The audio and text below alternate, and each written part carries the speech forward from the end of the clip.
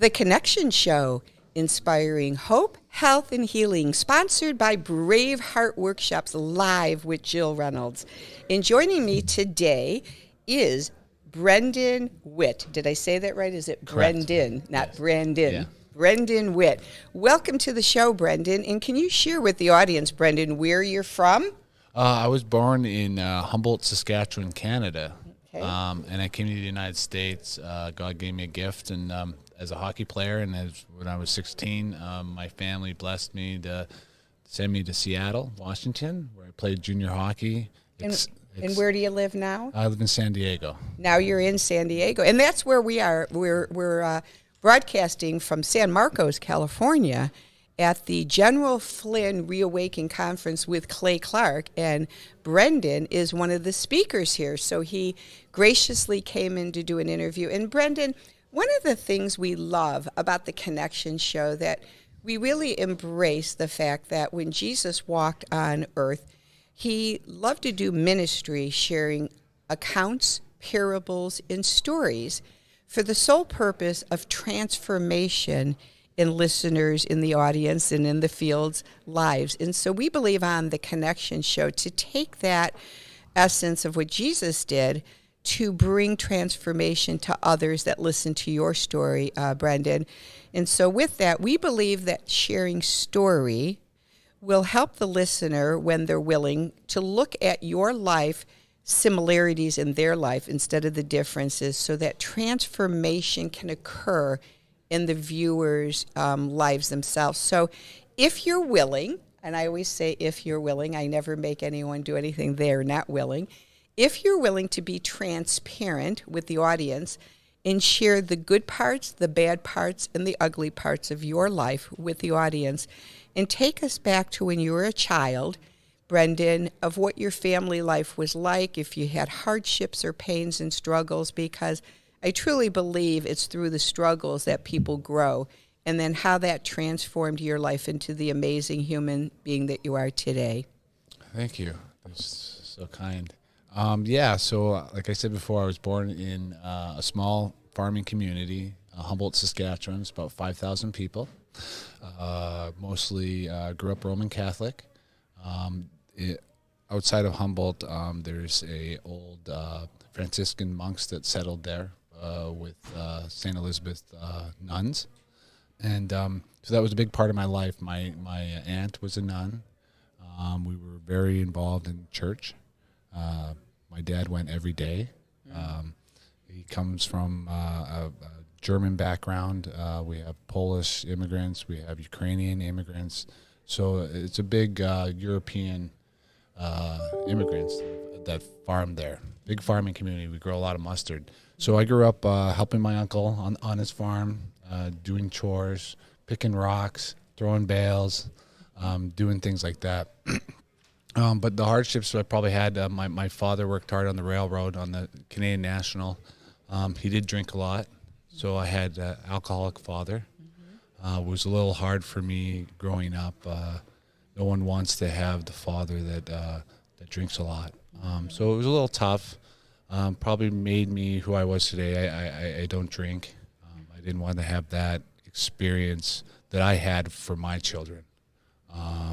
So, that's one thing my wife and I, we just don't do. That's not just part of us. But I had a hockey as an outlet. That was my way of getting things out positively. And I strived in that, and it was very successful. And I want to giggle at that because I'm envisioning growing up in an alcoholic family, which I can relate to. A lot of alcoholics, and you can stop me and tell me on your father, a lot of alcoholics are passive-aggressive. They're really kind one moment, and the next minute they're yelling and screaming. And so I can envision you when you say that you found hockey as an outlet of my little granddaughter, Sadie, you'll crack up laughing. She said that she wants to play hockey. She's 7. so that she can get a black eye. She goes, Grandma, I just want a black eye. And then I says, well, do you need to play hockey? And she goes, well, Dad, will you just give me a black eye so I could have one? And I said, yeah, I could see you going to school and saying, where'd you get the black eye? I just asked my dad to punch me in Department of Family Services, take you away. So I can imagine you going forward with your story, needing to get that aggression out. So I looked at that as a motivator as I started excelling in that sport. It was a way for me to break out of my town and actually find an escape. So I had a blessing from my family to go to Seattle, to come to the United States. They sent me all by myself to play ice hockey in Seattle, which is a big culture shock coming from a 5,000 community to a 2 million population city. Be immersed in U.S. culture.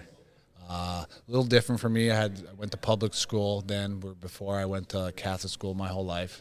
So it was a little different, a bit of a culture shock for me. But it made me for who I was. It gave me character. I kept my values for who I was and my convictions. And I excelled playing in Seattle, and then I got drafted to the National Hockey League. And I was very blessed to play 14 seasons. Wow. Yeah. And so did you play with Seattle then? Or no, so sorry, I should have went into that. I apologize. No problem. I got drafted to the Washington Capitals in 1993, and I played my first pro game in 1995. So I played 11 years with the Washington Capitals, a little bit in Nashville because they traded me at the deadline. The Predators? Predators, yep. And then I finished up with the New York Islanders. Okay. And did you play in St. Louis? I played against the Blues all the time. Doug Witt, Chris Pronger, Grant Fuhrer, a good ex-teammate of mine, Craig Berube, helped them win. And against the Blackhawks? Chelios. All those teams, the Detroit Red Wings, Yzermans. The Blackhawks were one of my clients in Chicago. I used to sell air freight and truck freight, and so I shipped the media guides the second playoffs were going on, and actually shipped out all of the United Center's seats when they rebuilt the stadium and people bought the seats. So because I knew the PR director, I got my son a Jeremy Roenick autographed hockey stick with all the players on it. Oh, nice. So very nice. So, I'm here at these events. I've been very fortunate to befriend Judy Mikovits, so I've been with her. She's not here this weekend. She was not able to attend. So I'll be speaking this morning just on my story, how I want I lived the American dream. I immigrated here. I put roots in this country, and I got to play a kids game for a living. And I want to make sure the young generation right now has that opportunity. And it doesn't mean they can have to be athletes. It means they can be dreamers, what they want to be. And you did it legally. Yes, I did it legally. Yeah. Which and I want to pause and just say that because we all have a heart for people struggling in the world that want to come to the United States. But I personally had a client in Chicago who, him and his family moved from Canada to Chicago with a work visa. And he was, he's a C-level executive, chief executive officer. And he's literally spent tens of thousands of dollars over 20 years trying to get his legal immigration paperwork to become legal because his work visa and his paperwork began about 6 months before 9/11, and then boom. And they were only allowing, if you don't know this, Brendan, it's pretty interesting, they were only allowing the United States, I think something like 20 to 50 very low numbers of Canadian citizens to become United States citizens after 9/11. And so he's been waiting in line, spending thousands and thousands and thousands of dollars. So I feel angry when our country allows illegals to come in for free, and then those who come in the legal way and pay so much money are at the back of the line. Yeah, so I'm all for it doing legally. My heart goes out to the people that are struggling in other countries, and I understand they want to come here because here in America, you can come from anything and become anything. there's nowhere else in the globe where you can do that. Come from nothing and become something.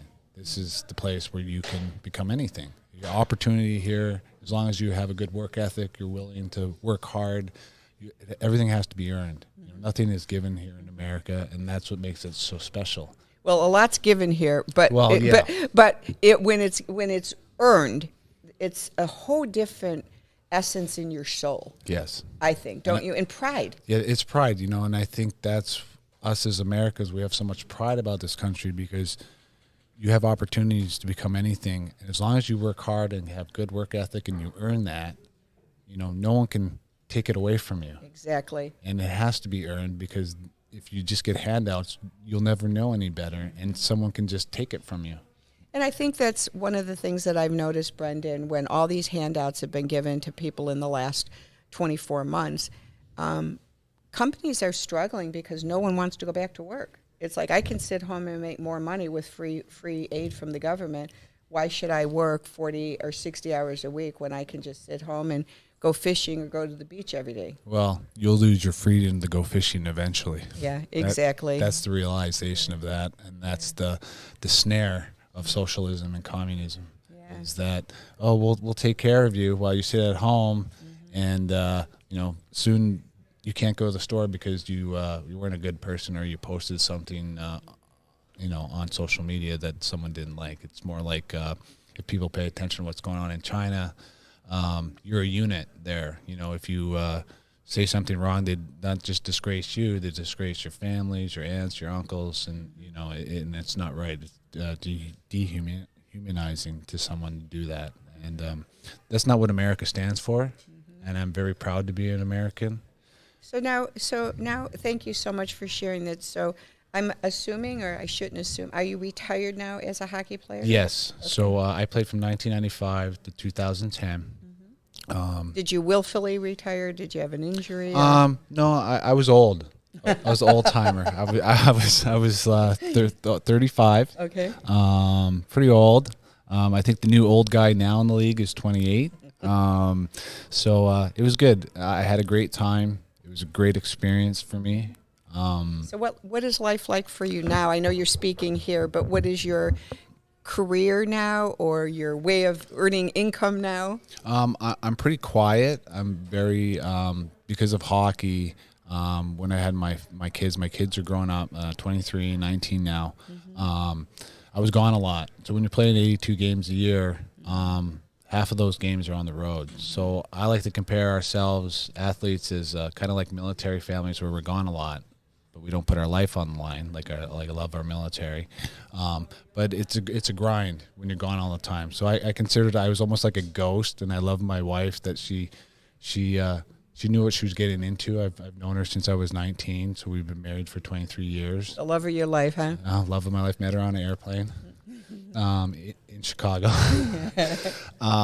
So right now, I think God just kind of put me in this moment to be involved with Clay and this event, and it just kind of fell in my lap, and I'm happy to share my story and fight for this country. And do you work with veterans as well?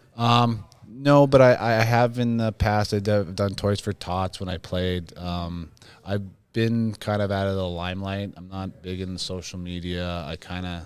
I'm a quiet individual. I can tell your personality is very quiet, and very, very docile. But if you saw me on the ice, no, I wasn't very docile on the ice. But that's my personality. Well, I think some of that legacy burden, Brendan, I really believe in Scripture, the Lord has said, it's quite clear that there'll be 4 generations of sin passed on from our forefathers. And so when we take the generational wounds that we've had within our family, from yourself to your dad to your grandparents to your great-grandparents back, when we take it back and we're able to really sit quietly. I love that you're quiet, because in the stillness we really hear the voice of God. Yeah. In our stillness. So when we're able to take that stillness back to our generations, then there's space to bring in the blessings to fill that up of the curses, and then we can take the blessings and pass it to our children and our children's children for generations to come. So when you shared about your father's alcoholism, and you're able to take the alcoholism to maybe your grandparents, your great-grandparents, or any other woundedness in the family, then you can bring in the blessings. And I see that peace that's come into you, and I would envision when you were a little boy, in the midst of the insanity, were you a quiet little boy, kind of like a lost child little boy? Yes, I was quiet. I was very reserved. I was very shy. I didn't say a lot. Very kind of quiet in the corner, and everyone was like, "Why is that guy so rude?" And I was just quiet. That just was my personality. But as I was younger, I was angry. And I think that's why I had that outlet in hockey, and why I succeeded so well in that. That gave me a purpose to get my anger out. What I was going through at home, because my home life was a little erratic. And I know a lot of people can relate, because we all don't have perfect families, and I'm sorry that this it keeps falling, huh? Yeah, we're going to have to tighten that up. Sorry about that. It's okay. Yeah. And that's life. We're all given certain things in life, and we have to learn to deal with them. I'm not angry at my father for being an alcoholic. He drank for a reason, and he had his own demons he was dealing with, and I just didn't want to be like that or have my kids experience that, what I dealt with. Well, I think, and I relate so much to you, Brendan, myself, because I too was the lost child. And I think the lost children, become the wise children, because when you're so quiet, you see everything around you. You take in, and and the lost children become very intuitive and very wise. People don't know we are, but you take so much in this stillness, and I too, can relate that. Then a lot of times, and it sounds like you escaped this, which I'm very proud of you, that you escape being the scapegoat of acting out through substances or other things, but you utilized, actually hockey became your substance. Yes. And it's hard because, we see, families, and they consider the same cycles, and it's hard to break those cycles. And I think hockey, by leaving at such a young age, I realized I don't have to be that where I came from. I can create a new identity, but a strong identity. So I kept my moral values, with God and Jesus and the Ten Commandments, and be good to your neighbor, and have integrity. I have a lot of integrity. If I don't like something that goes against my morals, I'm not going to participate. And that's what I want to speak about today. When I speak, is we got to get back to integrity. I think we lost a lot of integrity, and that's why we're here now. We have to look at our morals in the community. It's not about shock jockeying and peacocking. It's about going back to the community, going back to values, and hold what is truly being American. And we hold where God created us. We have rights.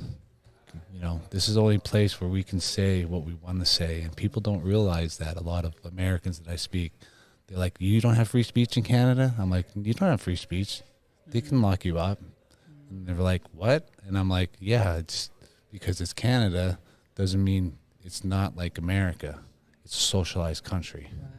Wow. So I feel very fortunate to live in this country. Wow, that's so.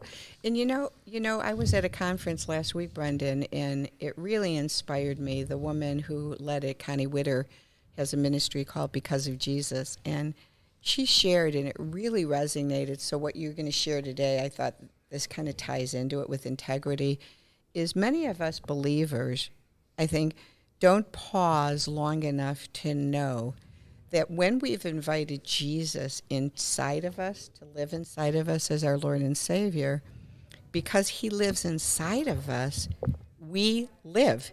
And we are already resurrected, because if he lives in us, then we live. We are alive. And how many of us Christ-centered Christians are living a life of life? Yeah, Jesus said, "Look within, right? Go inwards." Yeah. And I think a lot of us, we've gone outwards, right? Look at me, look what I own, rather than, I think we all need to take a step back and go inwards and look inner, in yourself. What can you do to live better? we're supposed to live like Jesus. We're supposed to follow in his footsteps. He says, the only way to the Father is through him. Right, and if he lives in us, we then should embrace the fruits of the Holy Spirit. We should embrace love. So if he's living in us, why are we not loving? Yeah. If he lives in us, why are we not filled with peace instead of fear? Yeah. If he lives in us, why are we not filled with his joy? Exactly. He gives us life to be filled with his joy. So I myself am learning this, myself, and I am taking that in daily now to really embrace the life that Jesus has given me so graciously to live in him. So moving forward, I know you're a very private and quiet person. If someone wanted to invite you on a platform to speak, is there anywhere that you'd like to share with us, because I know you're private, where they can reach out to you so that they can ask you to speak? Or do you have a place? So you can contact me at BrendanWitt at Proton Mail. I'll try to get back to you as quickly as possible. I'm not the best tech guy because it's not that important to me. And I find that, if we're all on social media, it's a good way to communicate, but I also think it's not a good useful of time. Mm-hmm. And I hope that we can find a balancing act with it, because I understand it's great to have communication with other people around the world and contact, but it's not good when you're on your phone all the time. I agree. So I'll put that, I'll get that email and put it on the channel, so that if you do want to, please don't just email him just to say hi. Even though he'd probably love to know that you were thinking about him. He's got a family. But if you do want to have him speak or, attend an event, please reach out to Brendan so that we can support him and have his voice be heard around the world. So, Brendan, I'm so grateful that I met you outside and asked if you'd come in and share some of your life with us. And we're grateful to get to know you today. Thanks so much for having me, Jill. I appreciate it. Thanks so much, everyone. Have a wonderful day. Thank you.